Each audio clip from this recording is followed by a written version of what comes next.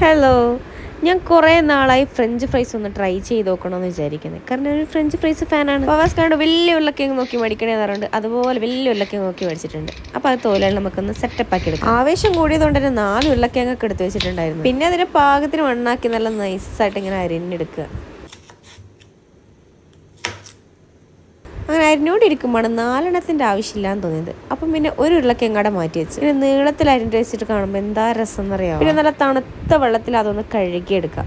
ഒരു 3-4 പ്രാവശ്യം കഴുകിയിട്ടുണ്ടാവും കേട്ടോ. എപ്പോഴാണെങ്കിലും KFC ചിക്കനിൽ എത്തിയാലും ഫസ്റ്റ് ഓർഡർ ചെയ്യുന്ന ഐറ്റം ഫ്രഞ്ച് ഫ്രൈസ് തന്നെയാണ്. അതുകൊണ്ട് തന്നെ കുറേ നാളായി ഞാനൊന്ന് ട്രൈ ചെയ്യണം എന്ന് വിചാരിക്കാം. പിന്നെ ഒരു ചീനച്ചട്ടി എടുത്ത് വെള്ളം ഒഴിച്ച് തിളപ്പിച്ച് ക്ഷമ ഇച്ചിരി കുറവായതുകൊണ്ട് തന്നെ ഫുൾ കൊടുത്തിട്ട് എടുത്തിട്ട് 5 മിനിറ്റ് ഒന്ന് തിളപ്പിച്ചതിന് ശേഷം അതെടുത്ത് മാറ്റി വെക്കാം. മേടിക്കുന്നതാണെങ്കിലും ഉണ്ടാക്കിയതാണെങ്കിലും നമ്മൾ ആക്കിവാട് കഴിച്ചിട്ടില്ലെങ്കിൽ അത് പദം വന്നു പോകും എന്നാണ് എൻ്റെ ഒരു ഇത്. അതുകൊണ്ട് തന്നെ അനക്കുള്ളത് മാത്രമേ ഞാൻ ആക്കുന്നുള്ളൂ. ഫവാസ്ക്കൊക്കെ ഉള്ളത് അവിടെ മാറ്റി വെച്ച് വന്നിട്ട് ചൂടോടെ ആക്കി കൊടുക്കാമല്ലോ. അങ്ങനെ ചൂടുവെള്ളത്തിലിട്ട് 5 മിനിറ്റ് വേപ്പിച്ച സാധനത്തിന് കോൺഫ്ലവർ കൂടിയിട്ട് പെരക്കിയെടുത്ത്. ഇതിന് മുന്നേ ഞാൻ ലേസ് ട്രൈ ചെയ്ത് നോക്കിയെങ്കിലും ഫ്രഞ്ച് ഫ്രൈസ് ഇതുവരെ ട്രൈ ചെയ്തിട്ടില്ല എന്നാണ് എൻ്റെ വിശ്വാസം. അങ്ങനെ തിളച്ച എണ്ണയിൽ ചെറിയ തീയിലിട്ട് ചെറുതായിട്ടൊന്ന് മുരിച്ചെടുക്കുക. ജസ്റ്റ് കളർ മാറാൻ പോലും കാത്തിരിക്കണം എന്നില്ല, ചെറുതായിട്ടൊന്ന് മുരിഞ്ഞാൽ മതി. കാരണം അത് ചൂടാറിയിട്ട് ഒന്നുകൂടെ ഇതുപോലെ ഒന്ന് മൊരിച്ചെടുക്കണം. രണ്ടാമത് മൊരിക്കുന്നത് അത്യാവശ്യം നല്ല തീയിൽ തന്നെ ഇട്ട് മൊരിച്ചിട്ടങ്ങ് എടുക്കുക. ഇതൊന്നും ഞാൻ പറഞ്ഞതല്ല കേട്ടാ, യൂട്യൂബിലെ താത്ത പറഞ്ഞതാ.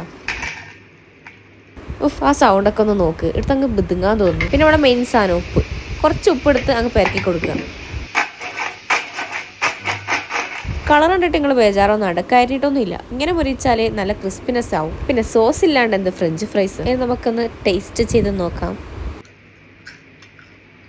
കഴിക്കുമ്പോൾ ആ സൗണ്ടെങ്ങാനും വന്നില്ലായിരുന്നെങ്കിൽ ഞാൻ അവിടെ വെച്ച് പോയേനെ.